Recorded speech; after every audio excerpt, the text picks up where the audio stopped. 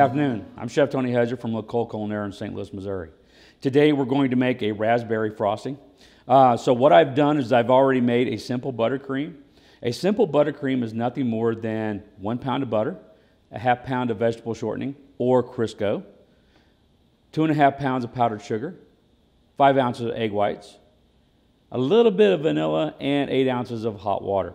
If you follow that and you add all those ingredients together, going butter, shortening, powdered sugar, egg whites, water, and then vanilla, you can never go wrong. It turns out perfect each and every time. So basically all we're going to do is be adding a flavoring. A flavoring is nothing more than something that what we desire it to be. Okay, so we have vanilla. We've already started with vanilla. So today we're going to add a little bit of raspberry. We're going to add a little bit of raspberry jam. Now this is seedless. You want to make sure that when you do a frosting, unless it's really something that you feel strongly about and you need the seeds in there, then add the seeds. But if you're going to do a frosting, I strongly recommend that you do seedless. If you do seedless, you're going to find that your guests are going to be, even though you may like seeds, somebody in your party may not. Okay? So always keep that in mind. So what we have in here is our simple buttercream.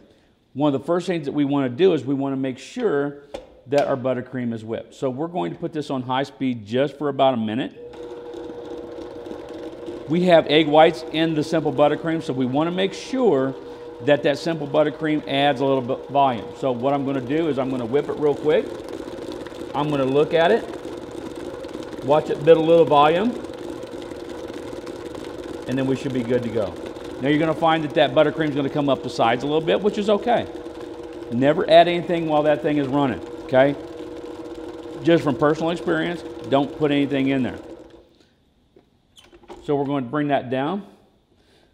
I'm just going to take that paddle out there for a second and tap it. Had a lot of buttercream on it. Okay?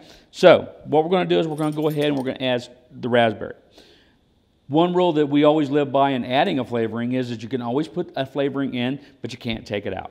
Okay? So how much raspberry do you like? Whenever you're doing a cake for someone and you're doing a frosting, you always want to make it the way they like it. Okay, so do they like a strong flavor of raspberry? I happen to like a little bit of raspberry in whatever I eat, especially a cake frosting or a cake filling. So we're going to put 2 tablespoons in. Now you notice I don't have the mixer running at all. I'm going to bring it back up and whip it again. Now because that jam is a little bit more sturdy, it's a little bit more stable, I can go ahead and whip it on high speed without the fear of it coming out the top of that bowl.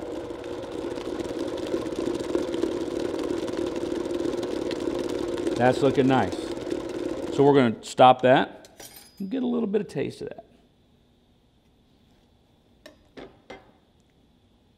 I like that. I'm going to add one more though. I like raspberry. Happens to be one of my personal all-time favorites. There we go.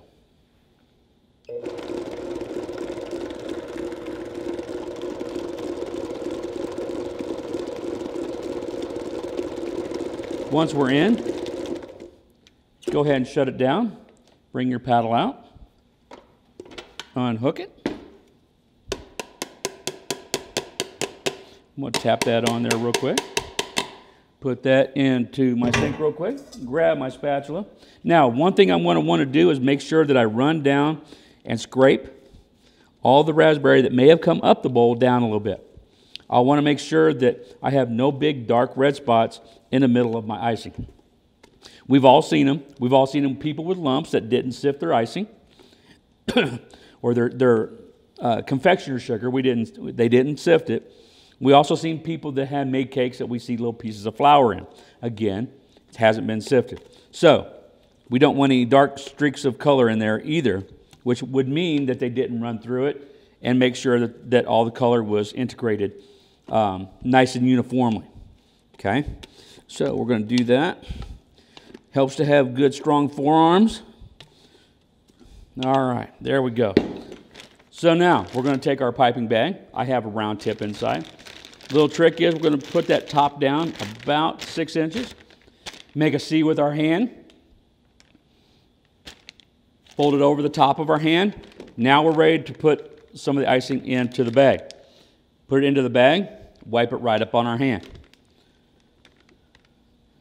Icing, wipe it right up on our hand. And we'll do one more. Right on our hand. All right. Shake it down. Now, one of the things that we need to do is to make sure that we scrape it down a little bit. We're going to scrape it down about a good hand. Now, I like to extend my hand and make sure I got a good hand's worth. If I do a good hand's worth, when I twist that bag to pipe it onto my, my product, it's not going to come out the top of my bag if I do it properly.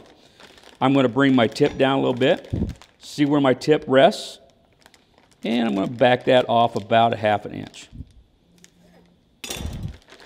Bring my tip out, see where it rests, should be 1/4 to 1/2. We're there. And now I'm going to just kind of twist it, press it down towards the end, and run a good test pipe. That way, we've all done it, piping something out, and we get that little burp, okay? And then stuff goes everywhere. So if we do that, we're trying to alleviate that little burp, and that way everything looks nice and pretty.